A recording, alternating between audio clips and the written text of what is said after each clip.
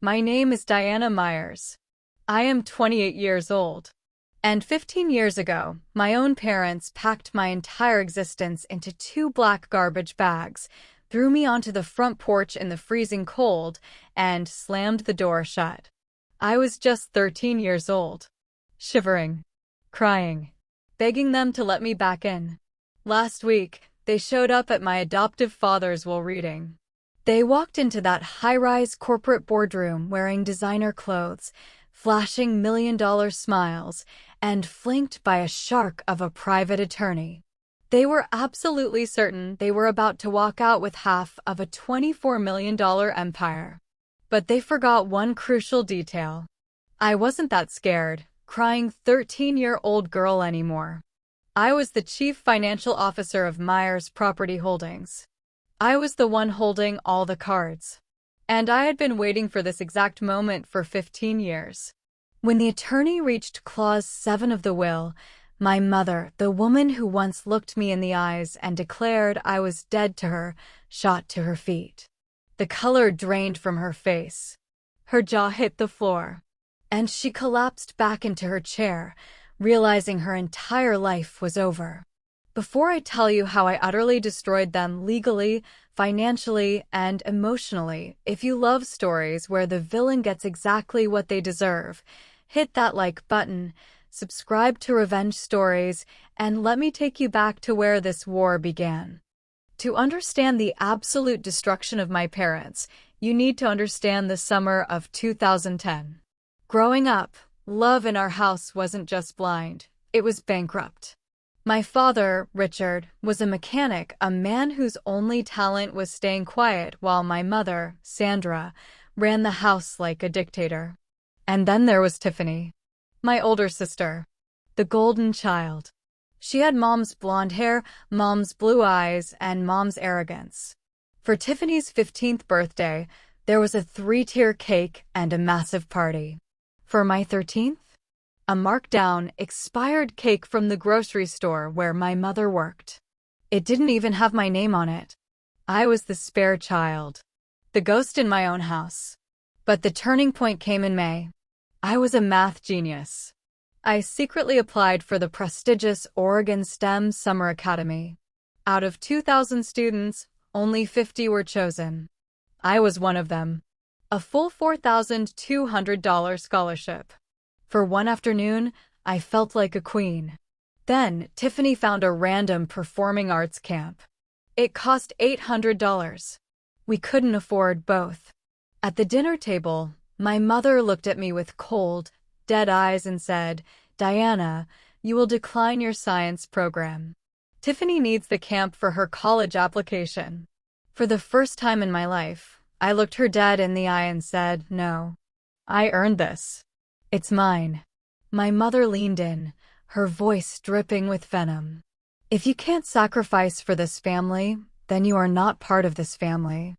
3 days later, I came home to find my life stuffed in garbage bags on the porch. My mother stood in the doorway. She didn't look sad. She looked like she had just taken out the trash. "I called Harold," she said coldly. "From now on, you're his problem." I waited on that porch for 4 hours. The porch light never turned on. My father never came out. Tiffany hid behind her curtains. But at 10 p.m., headlights cut through the rain. It was Uncle Harold, my father's estranged brother. He didn't ask questions. He just walked up, wrapped me in a massive hug, and said, "From now on, you have a home." What my mother didn't tell me that night was that she had signed a legal document before Harold left. A document that would become a ticking time bomb 15 years later. Uncle Harold wasn't just a man, he was a titan. He owned a commercial real estate empire in Seattle. He didn't just give me a room, he gave me an empire to conquer. While my biological family forgot I existed, I was busy building myself into a weapon. High school valedictorian. Bachelor's in finance with a 3.94 GPA. CPA certification. By age 26, I was the CFO of his entire company, managing $23.7 million in assets. I was unstoppable. But life is never that simple.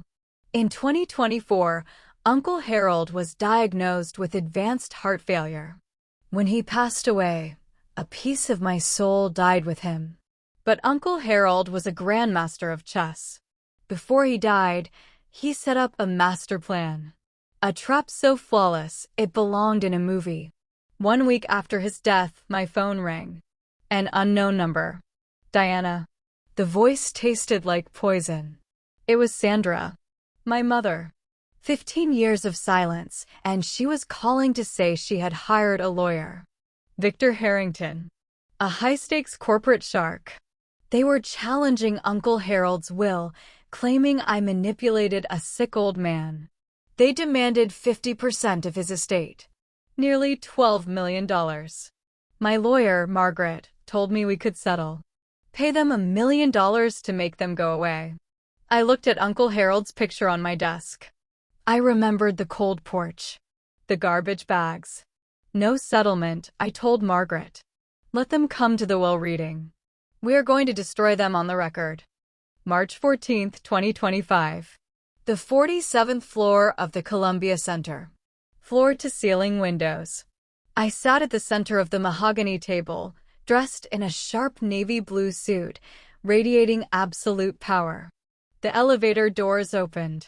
Sandra strutted in like she owned the building, wearing pearls and a black dress.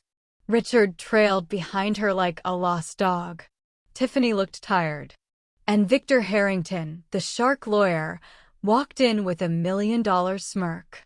Sandra looked at me and sneered. A child who gets rejected by her parents usually has a reason.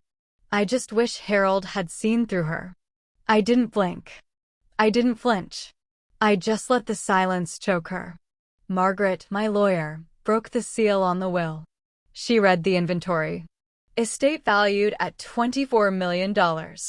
Sandra's eyes lit up with pure greed.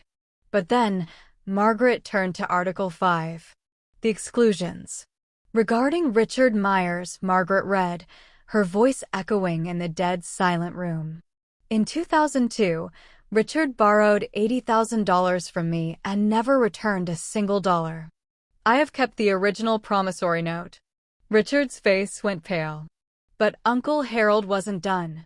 Secondly, Margaret continued, pulling out a yellowed document.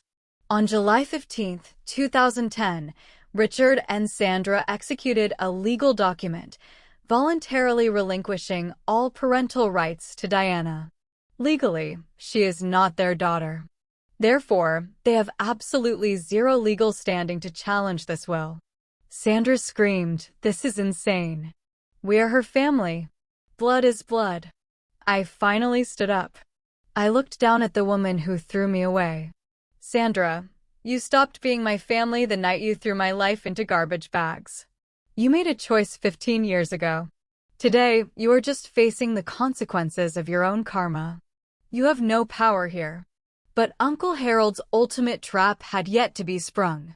Margaret turned her iPad around to face the corrupt lawyer, Victor Harrington. "Mr. Harrington," she said coldly, "you previously represented Harold Myers. You were fired by him for unethical behavior. Taking this case is a massive conflict of interest. A formal complaint has been drafted to the Bar Association." Victor Harrington's $1 million smirk vanished. He was sweating bullets. Without saying a word to Sandra, he grabbed his briefcase and ran out of the room. He literally abandoned them. Victor, come back," Sandra screamed. But the door clicked shut. She was all alone. No lawyer. No money. No daughter. The lawyer was suspended for 6 months and fined heavily. His career was ruined. A few weeks later, I got an email from Sandra.